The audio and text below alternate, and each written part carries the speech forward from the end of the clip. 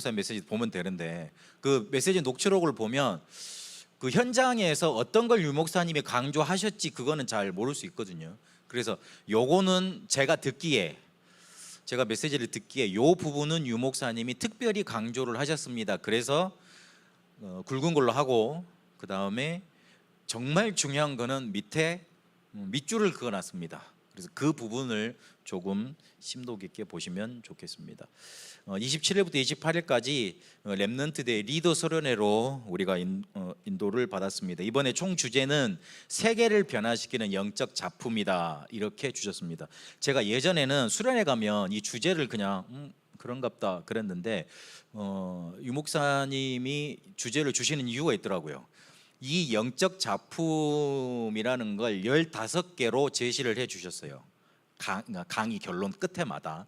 그래서 15개 영적인 작품을 만들라 그렇게 렘넌트들한테 숙제를 내주셨습니다. 그래서 요 부분 결론 부분도 이렇게 자세히 보시면서 그래 올해는 세계를 변화시키는 영적인 작품을 내 나름대로 편집 설계 디자인해 나가야 되겠다. 요걸 붙잡으시면 되겠습니다. 메시지가 나오자마자 이렇게 깔끔하게 정리를 누가 해주셨더라고요. 15개로 요 그림을 자세히 보십시오. 자세히 보이십니까? 내 마음에 안 들어가지고 지금 자세히 잘 안 보이시죠? 이거는 제가 그 파일로 올려드리겠습니다. 그러면 뒤에 보시면 되고 일단 이렇게 한눈에 정리를 했다. 이게 메시지를 왜 한눈에 정리를 해야 되냐면 한눈에 놓고 계속 보다 보면 이게 뭔가 내한테 다가오는 게 있습니다. 예전에 유 목사님이 군대에 있을 때 대장실에 왔다 갔다 했는데 그 대장실에 보면 현장 상황판이라고 대장들한테는 작든지 크든지 현장 상황판이 다 붙어 있습니다. 그래서 누가 나가고 누가 들어오고 그 다음에 어떤 일이 있고 여기 이 시간대는 뭐가 있고 그게 다 한눈에 보여 있습니다. 그러면 그 밑에 사람들한테는 일하는 실무자한테는 잘 보이지 않는 것들이 대장한테는 딱 보이는 경우 있거든요. 그렇게 보라는 겁니다. 그래서 전체 도표 상황 이렇게 보라는 건 그런 의미니까. 그래서 이번 메시지도 그 뒷장에 넘어가면 PPT가 한 장으로 끝납니다. 한 장이 끝나는데 그 전체 15강을 한 쉽게 말해 A4에다가 한번 딱 적어 보시고 거기에다가 네 단어로 한번 내가 해석된 단어 4개 부딪혀온 단어로 한번 쭉 적어 보세요. 그래가지고 그거를 어디 제일 좋은 벽에다가 화장 많이 하시면 화장대 붙여 놓으시는지 아니면은 이거를 요즘 랩런트들은 바탕화면에 깔 수도 있대요. 다 아시죠? 다 아는 줄 알고 믿습니다. 그렇게 깔아놓고 그걸 계속 보시든지 그렇게 하는 게 좋습니다. 그래서 세계를 변화시키는 영적인 작품으로 리더 수련의 메시지를 주셨는데 어떻게 전도자가 말씀을 주셨는지 한번 살펴보도록 하겠습니다. 총 5주제로 15강의 메시지를 주셨습니다. 그래서 15강입니다. 이번에는 랩런트들이 어디 가서 그래도 잘 놀랐습니다만은 어디 가서 놀 시간이 없었습니다. 메시지만 계속 듣느라고 15강의를 하셨는데 처음에 1강의 때 1강부터 3강까지 하셨어요. 이렇게 패턴으로 5강의를 하셔서 15강의를 하셨습니다. 첫 번째 주제는 1강의 주제는 랩런트 리더의 현 주소 그러면서 이사야 6장 8절 그 말씀을 주셨습니다. 주의 목소리를 들으니 내가 누구를 보낼까 그렇게 하시는데 주여 나를 보내소서 내가 여기 있나이다 그 말씀이죠.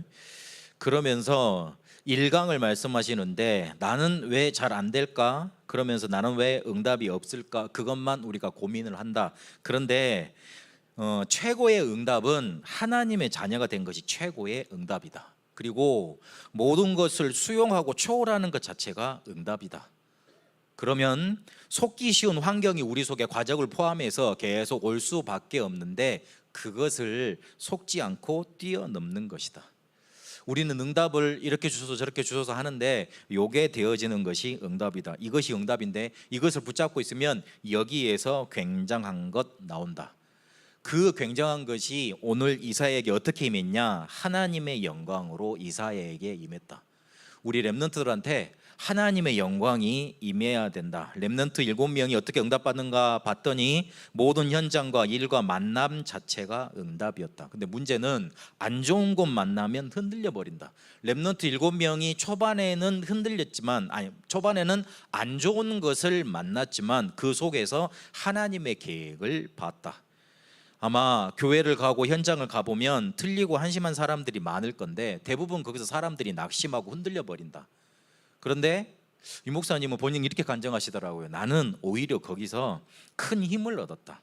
렘넌트 7명이 그랬던 것 우리는 기억해야 된다. 그렇게 강조하셨습니다. 그러면서 2번을 강조하셨어요. 지금 일어나고 있는 일. 우리가 지금 기도하고 그리고 기도하는 기본이 이게 중요한 건데 지금 일어나고 있는 일이 이게 믿어지고 우리 것으로 응답으로 누려져야 한다. 보좌에 계신 여호와를 봤고 그 옷자락이 성전에 가득한 걸 봤다. 그리고 스랍들이 그 속에서 찬양하고 움직이는 걸 봤다. 요즘 우리가 메시지 듣고 있는 기도할 때 일어나는 일 393 이 응답이 지금 이사야에게 그대로 임한 것 아닙니까? 그래서 지금 일어나고 있는 일 그거를 기도로 누려야 된다 그러셨습니다. 그러면서 기도는 우리 렘넌트의 하루 중에 그것도 기본이라고 강조하셨습니다. 이게 안 되기 때문에 하나님 우리에게 임재하고 계시는데 그걸 모른다. 하나님의 임재가 우리에게 임한 걸 그 응답을 놓치고 있으니 흔들리기만 한다. 세상에 나가면 안 좋은 일 가득한데 응답을 놓치고 있으니 지금 일어나고 있는 일을 모르니 흔들리기만 한다. 그렇게 강조하셨습니다. 그러면서 3번에 우리의 삶은 그렇게 이사야 6장 13절에 누리면서 그 구루터기처럼 기다리는 것이다. 이러면 이 기도의 기본을 가지고 어떤 영적인 작품을 만들어야 될 것이냐? 나를 보좌하는 393의 영적인 작품을 만들어내라. 이게 첫 번째 영적인 작품이다. 1, 2, 3강 보시면 제일 뒤에 보좌화라는 단어가 들어갑니다. 결론에. 그러니까 1강 전체 총 영적인 작품 우리가 만들어내야 될 건 보좌화라는 영적인 작품이죠. 이게 세팅이 안 되니까 밖에 나가면 무조건 나간다. 밖에 나가면 여러분들이 상상할 수 없는 어려운 것들이 닥쳐오고 여러분을 흔들어 댈 것인데 그 속에서 내가 누군지를 모르고 잊어버리게 된다. 왜냐하면 거길 따라가야 되니까. 따라가다 보니까 나를 잊고 계속 가게 된다. 이사야에게 제일 먼저 나타난 보좌의 축복을 여러분도 누려라. 그러면 어떤 일이 있어도 어디 있어도 심지어는 답답해도 기도 알면 승리할 수 있고 세계 변화시킬 수 있다. 이게 바로 나를 보좌화시키는 영적인 작품이다. 그렇게 1강의 결론을 내리셨습니다. 이러면서 1강이 되어진 사람이 한 주간으로 인도받게 되면 흐름을 보고 바꿀 수 있다. 그게 렘넌트의 한 주간이다 그러셨어요. 그래서 제 1강의 제일 키포인트는 렘넌트의 하루 기도 누리는 거였습니다. 이 기도를 누리지 못하면 현장에 가서 흐름도 안 보일 뿐더러 변화도 못 시키지요. 그래서 1강을 강조하시면서 이어지면서 2강으로 넘어가셨습니다. 많은 사람들이 전혀 이 축복을 모르고 있다. 그러면 모르기 때문에 많은 사람들이 가는 그 멸망의 길로 우리도 따라가야 된다. 알면 응답을 보게 될 것인데 현장에 가보고 교회에 가보니 교회는 싸울 수밖에 없는 것들로 가득해 있더라. 그리고 또 응답 못 받는 것만 계속 열심히 하고 있더라. 그런데 사람들은 여기서 대부분 교육자들이 실패하고 그랬는데 나는 오히려 이걸 보면서 힘을 얻었다. 혹시 여러분 속에 나는 뭐 때문에 안 돼? 저 사람들이 나빠서 안 돼? 저 사람들이 나를 안 도와줘서 안 돼? 이런 것들, 이런 생각들이 가득하냐?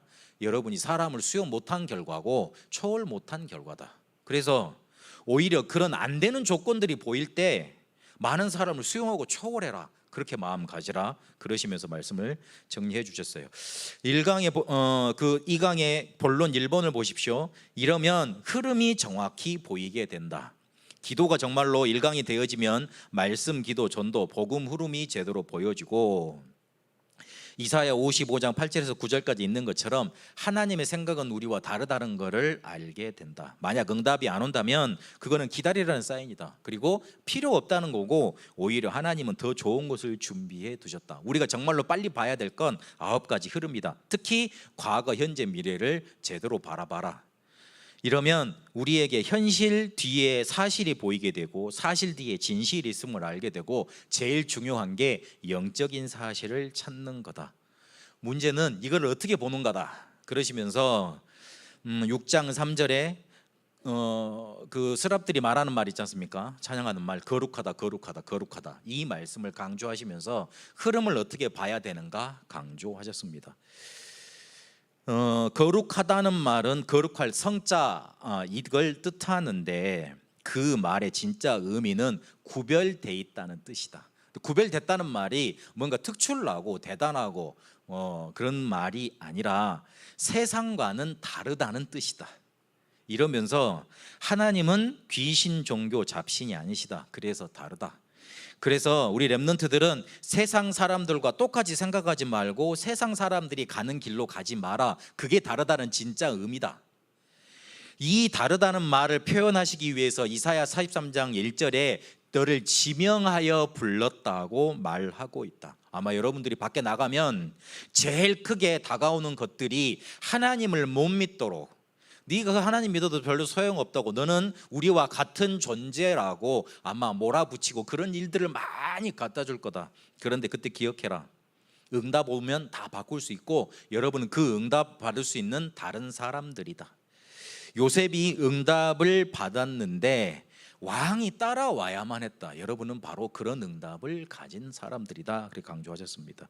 거기 그 밑에 요셉 밑에 보시면 제가 꺽쇠로 해가지고 가로에 강조를 해놨죠. 이 목사님 이 말씀하시면서 이렇게 막 의미심장하게 말씀하시더라고요. 그런데 1강 속에 있지 않는데, 1강 기도의 기본이란 속에 있지 않은데 우리가 어찌 응답이 오겠냐 그러시면서 기도를 강조하시더라고요. 우리가 응답 받으면 세상을 따라가지 않고 다르게 하나님이 구별하신 축복을 받을 수 있는데 1강 기도가 안 되니, 기본이 안 되니 어떻게 그 응답을 받을 수 있겠냐 그러시면서 기도를 강조하시더라고요. 그러면서 가로 2번 보시겠습니다. 완전 멸망받을 땅이지만 3절에 보면 여호와의 영광이 온 땅에 충만한 걸 봤다 그랬습니다. 분명히 우리가 살아가야 할 세상은, 그리고 우리가 지금 있는 현장은 멸망받아야 충분하고, 그리고 우리가 보기에도 나쁜 것만 보일 수밖에 없잖아요. 그런데 거기에 여호와의 영광이 충만했던 걸 이사야가 봤다 그렇게 강조를 하셨습니다. 이 말이 무슨 말이냐면 세상 보고 여러분이 낙심하지 마라, 그걸 낙심할 게 아니고 오히려 여호와의 영광이 온 땅에 충만해져 있다는 것, 그렇게 임할 땅이라는 걸 봐야 된다. 렘넌트 7명이 그 눈으로 보니까 자기가 살고 있는 현장이 분명히 재앙의 땅이고 문제 많은 현장이었는데 오히려 응답의 밭이었다. 우리가 원망할 거리 많잖아요. 우리가 솔직히 한탄할 것 많고, 그리고 낙심할 거리 많고, 그리고 포기할 거 많습니다. 그런데 그곳이, 그 자리가 바로 여호와의 영광이 임하는 자리입니다. 그걸 보라는 거예요. 그걸 보려면 다시 1강으로 돌아가서 기도의 기본이 있어야 되잖아요. 그렇게 강조하신 겁니다. 그래서 악한 것 보기보다 하나님의 영광이 보여야 된다. 그러려면 1강 기도의 기본 속에 있어야 된다. 혹시 여러분 이상한 사람이 여러분 주위에 많이 보이지 않는가? 그렇다면 그곳은 빛을 비추기 위해 하나님이 보내신 나의 일터고 나의 현장이다. 그걸 바라보라 하시더라고요. 저는 솔직히 이 메시지를 들으면서 뭔가 이렇게 한 대 팍 부딪혀 왔습니다. 아, 그래, 나는 늘 저 사람이 문제고, 또 저 교사가 못해서 그렇고, 저 사람이 뭔가 일을 잘 못해서 그렇고, 나를 좀 안 도와서 그렇고, 누가 나를 뭔가 이렇게 막 못해줘서 그렇다고 생각을 했었는데 그게 아니구나. 거기에 쉽게 말하면 저주의 현장이 아니고, 내가 낙심할 현장이 아니고 하나님의 영광이 충만한 현장, 그리고 내가 거기 가서 빛을 발해야 될 나의 선교지, 나의 일터구나. 그렇게 메시지가 부딪혀 왔습니다. 내게 가장 큰 증거로 하나님의 역사하신다. 그래서 우리가 해야 될 전도는 창세기 39장처럼 상대방이 나를 보고 알게 되는 그 전도 지금 우리가 해야 된다. 그렇게 하나님의 소리, 문지방 속에 뭔가 연기가 넘쳐나고 터가 흔들리는 그 응답, 그렇게 봐야 된다 그랬습니다. 이러면서 우리가 두 가지를 보게 되는데, 많은 사람들이 못 본 것을 보게 되고 현장에 오래 있었던 사람들이 못 본 것을 보게 된다. 그 두 가지를 봐야지만 흐름을 바꾸게 된다. 그렇게 말씀하셨습니다. 이러면서 2강의 영적인 작품 만들 거는 현장을 보좌화하는 것이다. 그 지금 내용을 쭉 요약을 해버리면 현장 보좌하는 것 아니겠습니까? 그렇게 하라고 하셨습니다. 3강에서는 렘넌트의 집중인데 어느 정도까지 집중이 돼야 되느냐? 나의 업이 237과 맞아질 정도로. 237과 맞아지지 않을 정도면은 우리가 성공할 수 없다, 그렇게 강조하시면서 왜 우리가 집중해야 되느냐? 반드시 분열되기 때문에 그렇다. 그래서 분열되면 그걸로 끝나면 괜찮은데 틀린 것을 잡고 집착하게 된다. 그 정도에서 멈춰도 괜찮다. 근데 진짜 문제는 못 빠져나오는 중독 속에 붙잡히게 된다. 전 세계가 지금 이리로 가고 있기 때문에 집중을 놓치면 안 된다. 그러면 어떻게 집중해야 되느냐? 하나님의 절대 계획을 잡고 집중해라. 1강, 2강을 정말로 누리고 있으면 이 절대 계획이 보인다. 그런데 실제 기도를 못하고 있고 1강의 기본, 기도의 기본을 놓치고 있으니 세상 현장 못 바꾸는 것이다. 그래서 집중의 기준은 8절에 있는 것처럼 나를 보내소서, 이렇게 고백이 나올 정도로 뭔가 이사야에게 하나님의 보좌의 축복이 임하니까 자기가 가야 될 곳으로 보이고 자기가 가서 빛을 비춰야 될 응답의 현장으로 보인 거 아닙니까? 그렇게 보일 정도로 집중해라. 그게 집중의 기준이다. 그리고 10절에 12절까지 들어도 듣지 못하고 보아도 깨닫지 못하게 하신다 그랬는데 진짜를 봐서 경쟁자 없는 축복 속에 갈 수 있도록 그렇게 그루터기로 살아남아 절대 없을 수 없는 응답을 받아서 새순이 자라나서 나무가 되고 숲을 이루는 응답까지 가도록 되는 것이 집중의 기준이다. 그러면 나의 업에 집중을 하게 되면 위드 임마누엘 원네스, 하나님이 함께 하시는 축복이 우리에게 나타나고 오직 율성 재창조의 응답이 나타난다. 그러면서 237과 맞아가게 된다. 이러면 세계를 보좌화할 수 있다 하셨습니다. 결론에 세계를 보좌화하는데 우리가 적당히 불신자처럼 살려면 이거 안 해도 된다 하셨어요, 렘넌트들한테. 그런데 세계복음화에 조금 쓰임을 받으려면 이 보좌의 축복을 누려라. 근데 정말 중요한 거는 1강이 안 되니 어려움이 계속 오는 것이다. 기도가 안 되니 성도들은 종교생활 계속 반복하는 거고 목회자들은 필요 없는 어려움 속에 빠질 수 있다. 그래서 1강 3강 이 보좌와의 축복을 항상 해라. 지금부터 시작하고 보고 듣는 모든 것을 바꿔라. 이러면 24라는 응답이 오는데 25 영혼의 응답이 와서 이 속에서 작품이 만들어진다 하셨습니다. 제2강이 보겠습니다. 이 현 주소 속에서 이루어지는 여정입니다. 우리가 현 주소 속에서 보좌와의 축복을 누리면서 이루어지는 여정입니다. 그 여정이 세 가지가 있는데 남은 자, 순례자, 정복자의 여정입니다. 4강 남은 자의 여정입니다. 이스라엘은 당연히 재앙을 7번이나 크게 당할 수밖에 없었습니다. 왜 그러냐면 복음 전하라고 복음을 맡기셨는데 그거 안 전했으니까요. 그런데 그것도 하나님은 0.1%의 복음 가진 사람들이 나오게 만들어서 세계복음화를 시켰다. 이 세계복음할 사람들을 강대국이 없애지 못했다. 이게 확실한 사실 아닙니까? 그런데 문제는 왜 우리는 그럼 이런 확신이 없냐? 하나님은 어떻게든 이스라엘이 저주 재앙을 받았어도 세계복음화를 그 시대마다 이뤄내셨는데 왜 우리는 그러면 이런 확신이 없냐? 절대 응답이 뭔가 몰랐고 그리고 못 찾았다 강조하셨습니다. 절대 응답은 우리가 받는 게 아니고 우리가 뭔가 찾는 것이다, 그렇게 단어를 표현하시더라고요. 렘넌트 7명이 이것을 미리 봤기 때문에 흔들리지 않았던 겁니다. 그러면 절대 응답의 내용은 4가지로 볼 수 있는데 절대 주권이 내 것 되고 절대 계획이 보이고 그러면 절대 언약이 나타나고 절대 목표 속으로 가게 됩니다. 우리가 계속 들었던 메시지 아닙니까? 주권 속에 계획이 보이고 언약이 붙잡혀서 절대 목표로 가는 것, 이게 절대 응답이다 그러셨어요. 이 남은 자에게 약속을 먼저 하셨다. 그래서 그 예언대로 다 성취를 하셨고 이 남은 자는 잡을 게 뭐냐? 이사야 40장 6절에 8절까지 있는 것처럼 지붕과 높은 산에 가서 외치라 그랬는데 하나님의 말씀이 영원하다, 이 말씀 전가하라는 겁니다. 그리고 10절에서 26절까지 보니까 우상 만드는 얘기 나오거든요. 그 우상은 신이 아니다. 사람이 손을 만든 게 신이냐? 그렇지 않다. 27절 31절에 보니까 독수리 같이 훈련시키셨던 거, 그거 이렇게 붙잡아라 하셨습니다. 이러면 렘넌트의 신분이 우리에게 나오게 되는데 0.1%의 복음 가진 사람들로 남은 자로 우리를 부르셨고 이 사람들에게 능력 주셔서 그 길을 갈 수 있도록 남는 자로 이끄시고 문화 장악할 수 있는 남을 자로 후대에 키울 남길 자로 인도받게 된다.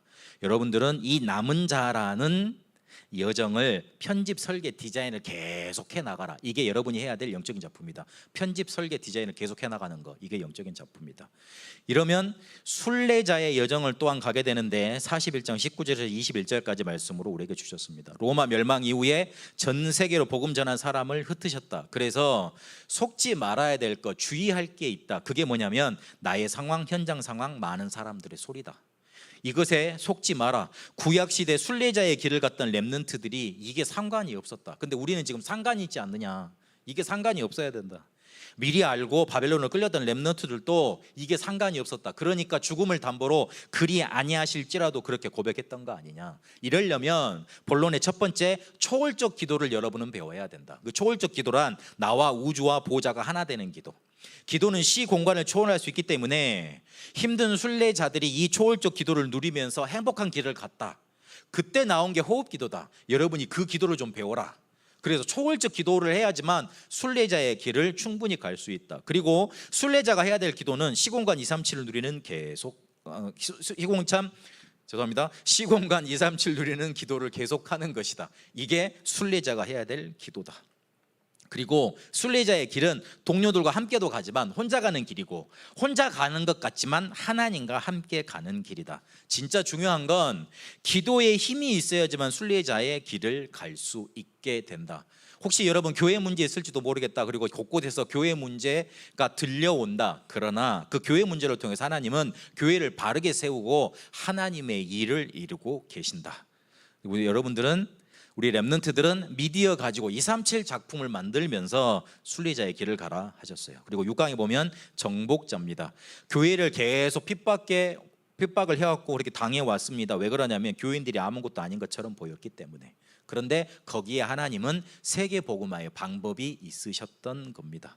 그래서 우리의 세계관 속에 의식주만 아는 사람들이 만든 것들로 이루어진 세상 나라, 이것 가지고 사단이 멸망시키는 사단 나라, 그리고 빛을 비추고 살리는 하나님 나라, 이것을 우리가 알고 있어야 된다. 왜냐하면 이 나라들을 정복하러 가는 거고, 이 하나님 나라 가지고 정복하러 가는 거니까. 그래서 우리의 마지막 여정은 어둠을 정복하고 사단을 정복하고 복음 놓친 교회를 회복하는 것이다. 이 정복자의 여정을 가는 사람이 진짜 서밋이고 진짜 서밋 운동을 할 수 있다 하셨어요. 그래서 6강의 마지막은 진짜 서밋 운동 할 수 있는 일꾼을 작품으로 키워내는 게 우리가 만들어야 될 영적인 작품이다. 바벨론에 진짜 서밋이 들어간 거다. 빌립보 3장에 바울이 고백했던 것처럼 그 정도 고백되어져야지만, 성공이 배설물 정도로는 보여야지만 진짜 서밋이다. 2단 12가 염려돼가지고 작은 교회니까 나한테 아무런 도움이 없을 것 같다고 그 정도 머리가 돌아가면 그 사람은 가짜 서밋이다. 요즘 이렇게 말씀하시더라고요. 예전에는 그래 안 하시던데 요즘은 그렇게 대놓고 말씀을 하시더라고요. 그래서 그 정도면 진짜 서밋 아니다, 가짜 서밋이다. 정말 복음 때문에 할 수 있는 사람, 이런 사람을 찾으라면서 렘넌트의 여정을 마무리하셨습니다. 이 여정 속에 뭘 하냐면 미래를 준비해 가는 겁니다. 1강 제목들만 한번, 큰 강의 주제들만 잘 보십시오. 렘넌트의 현주소는 기도 속에 있어야 됩니다. 그 하나님의 영광의 임재, 보호자와의 축복 속에 있어야 됩니다. 그 축복을 누리면서 여정을 가는 겁니다. 그 여정 속에 미래를 준비할 게 정해져 있습니다. 그 미래 준비할 게 뭐냐면 플랫폼과 파수망대와 안테나입니다. 이렇게 보시면 돼요. 7강 보겠습니다. 여러분은 미래를 준비해야 되는데 실제 플랫폼을 만들어라. 렘넌트가 있는 곳에 하나님은 모든 축복을 다 몰아가셨다. 요셉, 다윗, 그리고 모세가 어디 있는지 하나님은 보시고 거기에다 모든 축복을 다 움직이셨다. 그게 왜 그러느냐? 플랫폼을 만들어서 그렇고, 플랫폼이 만들어져서 그렇다. 유 목사님이 복음 전하겠다는 마음을 먹고 난 다음에 한글과 영어로 된 거 본인이 읽을 수 있는 전도자료를 다 읽으셨잖아요. 그러면서 본인한테 답이 낮은 게 많은 데서 내가 좋은 것을 많이 배우고 도움을 많이 받았지만 진짜 답은 말씀의 흐름 속고 성경에 있구나, 이 답을 얻으셨다고 고백하시더라고요. 그런데 그러면서 기도로 설계도고 현장에 디자인을 하면 적용하기 시작했는데, 이러면서 내게 만들어진 게 플랫폼이 만들어지더라. 이 플랫폼이 만들어지니까 저 시골 동네 영도에 전 세계가 몰려들더라. 그러면서 본인에게 만들어졌던 플랫폼을 설명을 하셨습니다. 이러면서 실내 플랫폼을 만들려면 길을 닦아야 된다. 백성들이 올 수 있고 큰 도로를 만들어야지 많이 올 거 아닙니까? 그러고 만민이, 모든 사람들이 올 수 있는 길을 그렇게 닦아야 된다. 그러면서 본론에 1번 위에 보면 제가 밑줄을 그어놨는데, 렘넌트들이 교회 분위기를 말씀 속으로 들어가는 것으로 만들어야 된다. 지금 교회에 오면 사람 소리만 듣고 사람 일만 하고 사람 다툼만 하고 그러는데, 우리 렘넌트들이 이 메시지를 붙잡고 계속 편집, 설계, 디자인하는 그런 포럼 분위기를 바꿔라. 그렇게 만들어라. 교회가 말씀 기도 속으로 완전히 들어가야 살지. 그래야지만 세계 변화시키는 일을 렘넌트들이 하지. 이번 메시지를 가지고 포럼하는 분위기를 계속 만들어가서 교회 분위기 자체를 완전히 말씀 속으로 들어가는 것, 그걸로 바꿔라. 그래 하시더라고요. 그래서 이번에는 렘넌트들한테 쉬는 시간도 안 주고 목회대학원처럼 훈련을 시키시더라고요. 목회대학원처럼 우리 렘넌트들. 그래가지고 저희는 저희는 지하에 있어가지고 그 지하가 에어컨이 바뀌어가지고 천장형 에어컨으로 바뀌었더라고요. 시원하게 있었는데 나중에 건우 이야기 들어보니까 너무 더웠다고. 안에 한 1,300명 정도 넘게 들어가 있어요. 안 그렇겠습니까? 그런데 거기에 몰아놓고 쉬지도 못하도록 이렇게 만들어 놓고 계속 쉽게 말씀을 몰아치신 거예요. 유 목사님, 니들 그렇게 말씀으로 들어가는 분위기 속으로 들어가라고. 그래서 그걸 먼저 체험하고 가서 그런 모델들로 서라고 그렇게 말씀해 주신 거죠. 이러면서 플랫폼을 아는 자는 세 가지 뜰을 아는 자라고 강조하셨는데요. 이게 없으니 하나님이 성전을 무너뜨리신 것이다. 237 치유 서밋의 뜰이 교회에 있어야 된다. 이방인 기도 아이들의 뜰. 이게 실제 교회에 없으니, 그리고 사람들의 말만 듣는 분위기만 있으니 하나님은 교회를 축복하실 수가 없다. 그렇게 하셨습니다. 플랫폼의 내용은 우리에게 이미 임한 빛, 그리고 하나님의 영광, 그리고 땅끝까지 선포해야 될 내용인 상급과 보응이 있다. 반드시 하나님의 말씀이 성취된다. 그 내용을 플랫폼의 내용으로 가지고 있어야 된다. 그러면 어떤 플랫폼을 만들려면 어떤 준비를 해야 되느냐? 거침돌, 산은 깎고 구분기를 곧게 펴고 그리고 골짜기는 메워라 그랬습니다. 쉽게 말하면 뭔가 이렇게 거침돌을 없애버리는 거예요. 그리고 안 되는 사상과 이념, 조건 다 버려버리라. 이러면서 교회 플랫폼에 작품을 만들라고 결론에 영적인 작품 7강에 만들 거 강조하셨습니다. 교회 플랫폼의 작품을 만드는데 지금 시대는 미디어 시대니까 미디어를 가지고 만들고, 두 번째로는 코로나 때문에 온 비대면의 대면이라는 걸로 교회 플랫폼의 작품을 만들고, 특히 앞으로 다가올 금토일 시대를 대비해서 그렇게 교회 플랫폼을 만들어가라 그렇게 강조하셨어요.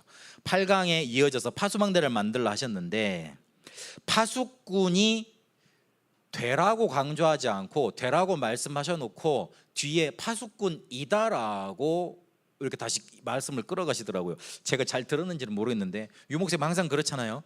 이게 축복을 먼저 말해놓고 내용을 말해놓고 하라 그러지, 먼저 하라 그래놓고 이렇게 몰아세우지 않으신잖아요.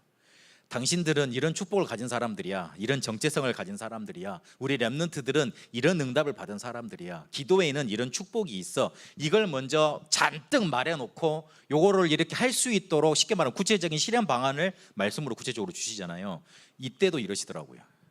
파수꾼이 되라 그래놓고 말을 바꾸셔서 파수꾼이다 그러시더라고요. 그렇죠. 우리는 기도할 수만 있다면 세계를 움직일 수 있는 파수꾼이 되는 겁니다. 24시간 빛을 발하는 자, 재앙을 맞는 자, 지키는 자, 이 축복을 누릴 수 있는 겁니다. 그래서 파수망대는 기도를 아는 사람이다, 재앙을 아는 사람이다, 파수망대의 사명을 아는 사람이다 하셨습니다. 그러면서 결론에 금토일 시대가 열려지면 해야 될 게 있다. 그게 뭐냐? 치유다. 근데 치유라고 말을 하면 사람들에게 뭔가 내가 병이 있어서 내가 그렇게 해야 되느냐 인지될 수 있기 때문에 핑계를 서밋타임으로 대라. 그러면서 사람들을 치유시켜 줘야 된다. 렘넌트 때 서밋타임을 가지면 영적인 문제는 쉽게 해결된다. 그러셨어요. 그러면서 9강 이제는 안테나를 만들어라. 안테나는 소통을 뜻하는 것인데 만민을 위해서 깃발을 들어라 그러셨습니다. 이러면서 서론에 강조되었던 게 다민족들이 와서 훈련만 받고 가서는 안 된다. 이 사람들이 치유받고 가야 된다. 그래야지만 사역이 되니까. 우리도 마찬가지 아닙니까? 우리가 결국은 뭔가 자꾸만 어디서 걸리고 넘어지는 게 뭐 때문에 그렇습니까? 나 때문에 그러지 않습니까? 그래서 그게 걸림돌이 사라지는 것이 치유의 응답이고 치유의 여정입니다. 다민족도 우리가 그런데 다민족은 어떻게 했습니까? 그래서 다민족들을 그냥 불러서 이 사람들의 진짜 것 전달할 수 있도록 장점은 살려주고 그 사람들의 나쁜 점은 버려줄 수 있도록 치유해야 된다. 안 그러면 이걸 못 깨달으면 우리는 또 노예, 포로, 속국, 유랑민으로 가서 복음 전해야 된다. 급한 이유가 있는데 강대국의 영적인 병 때문에 그렇고 약소국도 그렇고 더 중요한 건 더 문제는 이스라엘의 영적인 문제 때문에 그렇다. 여러분이 망대고 여러분이 자체가 망대이기 때문에 9강 결론에서는 망대를 세우라고 말씀 주셨습니다. 그 망대에는 플랫폼과 파수망과 안테나가 다 있다. 그래서 그 망대를 여러분이 세우라. 여러분이다. 그렇게 가서 응답받으라. 그렇게 렘넌트 미래 준비 말씀 주셨습니다. 제4 강의는 이 미래 준비를 하는데 가지고 있어야 될 힘인 거예요. 첫 강부터 한번 다시 보겠습니다. 기도라는 현 주소 속에 있으면 여정이 시작됩니다. 근데 그 여정을 갈 때 다른 것 하는 게 아니라 준비해 가면서 가야 될 게 있습니다. 그러면 그것도 하나님은 힘을 주면서 준비를 시키시고 인도받게 하시는 겁니다. 10강에 그러면서 제4강의에 보시면 제가 이렇게 별표해 가지고 밑에다가 말씀을 적어놨죠. 강단 본부 메시지 듣고 여러분이 뜻을 정해야 된다. 왜 그래야 되냐면 살아 움직이는 말씀을 잘 듣고 그 속에서 뜻을 정하고 결단을 해야지. 안 그러면 현장에 나가서 계속 혼란 속에 빠지게 된다. 다니엘 1장 8절이 바로 그 내용이다 그러시더라고요. 제가 이 말씀을 듣고 어떻게 제게 부딪혔냐면, 그렇지, 우리가 계속 예배 드리는 이유, 계속 공부 메시지 듣는 이유, 계속 훈련받는 이유, 지금도 살아 움직이는 말씀, 그걸 듣기 위함이지. 우리가 죽은 말씀, 좋은 강의, 좋은 지식은 많이 가서 들을 수 있잖아요. 근데 그게 우리를 변화시키지 못하고 아무리 좋아 본들 그거 가지고 우리가 살아나질 못해요. 맨날 반복되는 것 같고 좀 투박한 것 같고 그리고 별로 이렇게 우리를 위하지 않는 말 같아도, 정제되지 않는 말 같아도 살아 움직이는 말씀이 강단에서 그리고 우리가 하는 훈련 현장 장소에 선포되는 겁니다. 그걸 붙들어야지 우리가 살고 그게 우리의 힘이 되고 그거 붙잡고 있어야지만, 현장에 나가서 힘이 있어야지만 흔들리지 않을 거 아닙니까? 그걸 강조하시더라고요. 스쳐 지나가는 말씀으로 말씀을 주셨는데, 그래, 우리 렘넌트들이 살아 움직이는 말씀을 붙들고 거기에서 뜻을 정해야 된다. 그렇기 때문에 다니엘이 그 현장 속에서 살아남았던 거 아니냐, 그렇게 저는 메시지를 붙잡았습니다. 10강 보시겠습니다. 우상 정치와 우상 신념과 싸울 수 있는 힘을 주셨다. 그렇게 홀리 메이슨으로 붙드셨다. 그리고 11강 바로 보세요. 정치 우상과 싸울 수 있는 힘을 주셨는데 홀리 리더로 부르셨다. 그리고 12강에 보시면 사상 우상과 싸울 수 있는 힘을 주셨는데 홀리 디아스포라로 인도하셨다. 제4강의에서 제일 중요하게 강조되었던 게 홀리라는 단어였습니다. 홀리라는 단어는 구별됐다는 뜻이잖아요. 근데 그 구별됐다는 말이 특별하다는 말이 아니고 다르다는 뜻입니다. 그러니까 세상 사람들이 하는 방법, 세상 사람들이 하는 길, 세상 사람들이 하는 말, 그거하고는 다르다는 거예요. 그런 다른 메이슨으로, 그런 다른 지혜를 가진 리더로, 그런 다른 힘을 가진 그런 디아스포라로 우리 렘넌트들을 선택하셨고 인도하시겠다는 뜻이에요. 그래서 10강 보시면 여기에도 흐름이 있다 그랬는데, 우상 정치 그거 가지고 강대국이 세상을 무너뜨리는 것, 그 흐름이 있었는데 새 청년이 어떤 힘을 가지고 있었냐면 이거를 이유를 알고 알았다 그랬습니다. 왜 이스라엘이 멸망받았고 왜 성전이 파괴됐고 무엇 때문에 최대 강국이 이스라엘을 사로잡아 갔는가, 그 이유를 알았다. 하나님은 거기에 세계복음화를 노리시고 복음 가진 렘넌트를 집어넣으신 거다. 그거를 다니엘과 세 청년이 알았다. 그랬으니까 죽음을 담보로 그 앞에 섰지. 그러면서 하나님은 이런 엄청난 사건을 일으키셔서 세계복음화의 문을 여신 것이다. 그리고 세상은 정치에 빠져서, 그리고 그 정치를 해본 공중 권세를 잡은 자, 이 사단이 노리고 공격하고 있다. 근데 다니엘은 하나님이 주시는 지혜, 이게 있었다. 그러니 다른 리더로, 구별된 리더로 내 시대에 영향 줄 정도로 힘을 누렸다. 에스더는, 본론만 쭉 말씀, 옆으로 지금 말씀 보고 있습니다.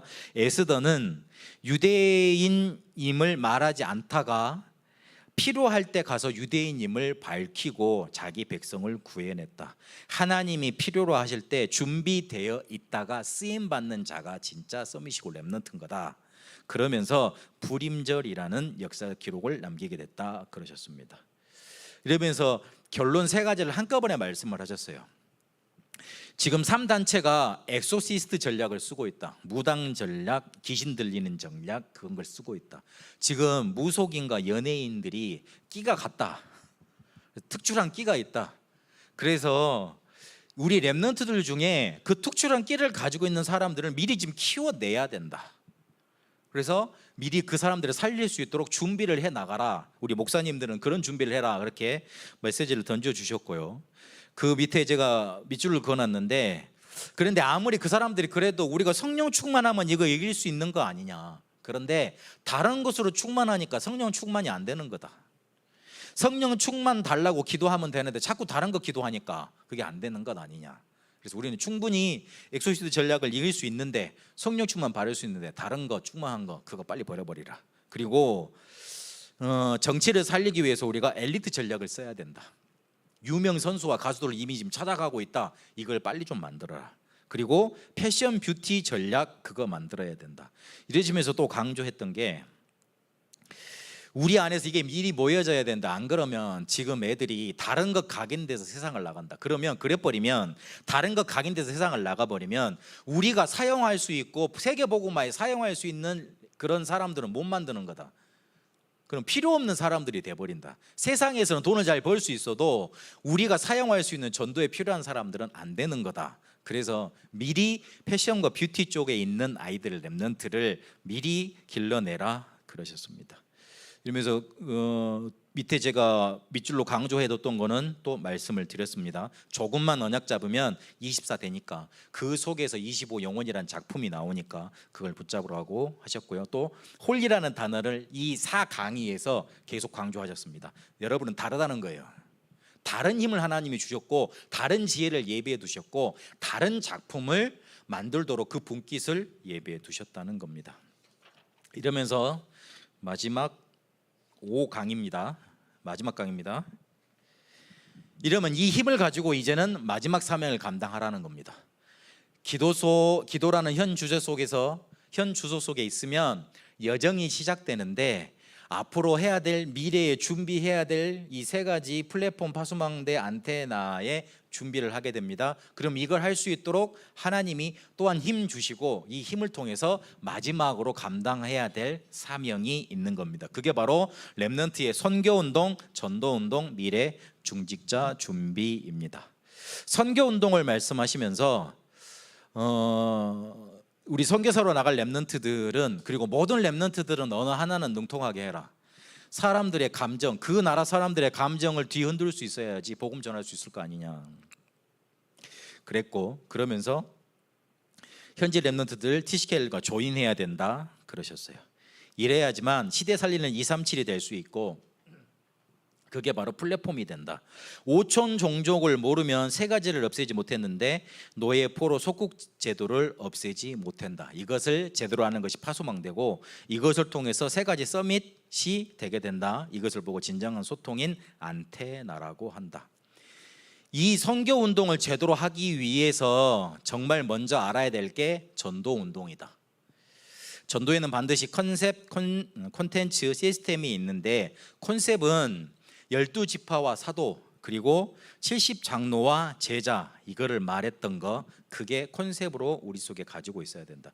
렘넌트가 70지역 정도는 장악할 수 있어야지 선교사로 가는 게 마땅하고, 그리고 여러분들 우리 렘넌트들이 해야 될 업은 70지역과 70나라 70현장을 장악할 수 있을 정도 돼야 된다. 그러면서 좀 다른 방향으로 메시지를 주시더라고요. 이것을 여러분의 분깃으로 준비해 두셨다 그러더라고요. 우리는 70 현장과 70 쉽게 말하면 지역을 장악해야 될 것, 우리가 그러니까 쉽게 말 찾아야 될 것으로 메시지가 받아지잖아요. 근데 유 목사님 의도는 이번에 이게 아니라고 말씀을 하시더라고요. 분깃이다. 분깃이라는 말은 내 거 있다는 뜻이잖아요. 우리 소망 있는 교회가 차지해야 될 70 현장이 있는 거 아닙니까? 여러분 각자가 여러분 현장에서 차지해야 될 70 나라와 70 지역과 70 종족과 70 제자가 있는 거 아닙니까? 그거 준비해 놨다는 거예요. 다 찾게 되시길 바랍니다. 아멘. 근데 이거를 우리가 다 할 수 없잖아요.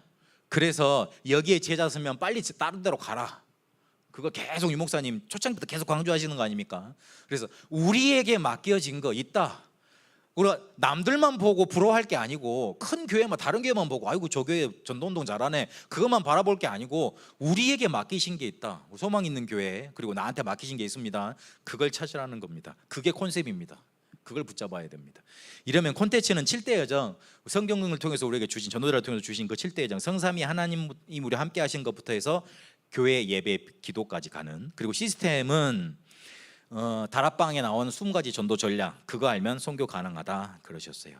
이렇게 렘넌트 전도 운동은 재앙을 막고 서밋 운동으로, 치유 운동으로 인도받게 될 거다. 이러면 렘넌트는 이제 미래의 중직자 준비를 해라. 7 재앙 시대에 렘넌트도 사용했지만 그 앞에 중직자를 먼저 세우셨다. 그래서 모세의 어머니처럼 렘넌트 키울 준비된 자가 되고, 전도자 살릴 준비를 하고, 교회 살릴 준비, 특히 금토일 시대를 준비해라. 목사님이 청년대학부 토요일날 부르라고 그랬는데 나올 겁니까? 나올 수 있는 힘이 없겠죠 지금은. 그래서 제가 알게 모르게 뒷작업을 좀 말라고. 그래서 이 사람들이 살아야지 오지. 그래서 목사님이 큰 주제를 주셨기 때문에 제가 굉장히 지금 기도를 하고 있는 중입니다. 여러분 놓고 기도해 주시기 바랍니다. 살아나서 몰려올 수 있도록 그렇게 기도해 주시기 바랍니다. 렘넌트를 불러서 가장 중요한 것을 가르쳐야 되는데, 그 가르칠 때는 불신자라고 해서 아예 불신자니까 안 돼 그러지 말고, 불신자도 불러라. 배울 게 있으니까. 그게 인턴십의 진짜 의미입니다. 그 사람한테 우리가 신앙 배우려고 부르는 거 아니지 않습니까? 이 사람들이 성공하기 위한 자기들의 노하우가 있다니까요. 근데 그 사람을 만나면 그 노하우가 조금 이야기 들어보면 전달이 되어 옵니다.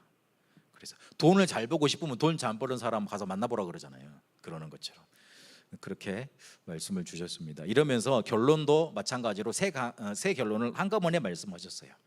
렘넌트의 선교 운동을 우리 렘넌트들이 제대로 하기 위해서 누구에게든 타고난 기질, 천재성이 있다. 이것에 맞춰서 금토의 시대를 준비하면서 언어를 하게 해라. 어떤 애는 노래 잘하는 애들은 노래로 언어를 배우게 만들고, 어떤 애들은 뭔가 표현하기 좋아하는 애들이 있으면 뮤지컬로 만들고, 어떤 애들은 독서로 만들고, 그러면 되는 거다. 그리고 두 번째, 성격. 렘넌트 전도 운동을 하시면서 결론에 성격 말씀하셨는데, 성격은 다른 게 아니고 사람 관계를 어떻게 풀어가는가, 그게 성격이다. 근데 그게 뒤에 타고난 게 아니고 뒤에 가면서 만들어지는 경우가 많다. 그래서 전도 선교위에서 이 기질, 성격을 다 쏟아 넣어야 된다. 그렇게 말씀을 주셨어요. 그리고 미래 중직자 준비 15강 결론에 말씀하시면서 뭐라 그러셨냐면, 재창조의 응답을 받으면 된다. 그런데 재창조는 오직과 유일성이 뿌리 내려져 있는 것을 바탕으로 해서 오는 게 재창조다 그러셨어요. 말이 어렵지만 이해하셔요. 재창조의 응답을 받으면 미래 준비가 되는데, 이 재창조는 어떨 때 오냐면 오직과 유일성이 우리 속에 완전히 뿌리 내리면 온다는 거예요. 근데 그 오직은 발견하는 거고, 그 다음에 유일성은 오직과 같은 말이지만 기다리는 거다. 그렇게 마무리를 하셨습니다. 이렇게 15강 메시지를 죄송합니다. 좀 빨리 하려고 그랬는데 마쳤습니다. 이거를 여러분 페이퍼를 가지고 가셔서 앞으로 메시지가 나올 겁니다. 그러면 그걸 제가 어떻게든 공유를 해드릴 테니까 보면서 다시 이제 준비를 하시고, 여러분 나름대로 저 같은 경우는 정리를 했거든요. 한 장으로 정리를 해가지고 계속 보세요. 계속 보면 뭐 오니까. 계속 보면 뭐 옵니다. 계속 안 보실 것 같아서 제가 계속 보세요. 계속 보시면서 여러분 그 강단 메시지 계속 듣고 계속 보시죠. 아멘. 계속 봐야 됩니다. 계속 봐야 됩니다. 안 그러면 저도 가끔 제 속에 있는 게 푹 튀어 올라오더라고요. 그러면 그거 튀어 올라올 때 한판 해요. 한판 하더라고요. 그래서 주여 제가 이런 상태로 목사를 하고 있습니다. 그러면서 그러죠. 그러니까 계속 안 그러려면 봐야 됩니다. 잊지 않아야 됩니다. 세계를 변화시키는 영적인 작품, 그렇게 15가지. 기도라는 현 주소 속에서 여정을 가시면서 미래를 또한 준비하시고, 근데 그 준비하는데 하나님이 예비하신, 나한테 분깃으로 예비하신 힘을 갖고 가시고, 그렇게 마지막 사명을 감당하는 15가지 영적인 작품 여러분에게 있게 되시길 바랍니다. 살아계신 하나님 감사합니다. 렘넌트 리더 수련의 메시지로 우리 것 만드는, 영적인 작품 만드는 그런 시간 갖도록 인도하시니 감사드립니다. 하나님, 우리 소망 있는 교회에 예비하신 축복이 있는 줄로 믿습니다. 우리 소망 있는 교회가 감당해야 되고 가서 살려야 될 현장이 이미 예배된 줄로 믿습니다. 우리 중직자들, 전도대자들, 그리고 우리 렘넌트들을 통해서 그 응답이 현실화되고 구체화되고 나타나도록 인도하여 주옵소서. 살아계신 우리 주 예수 그리스도 이름으로 기도합니다. 아멘.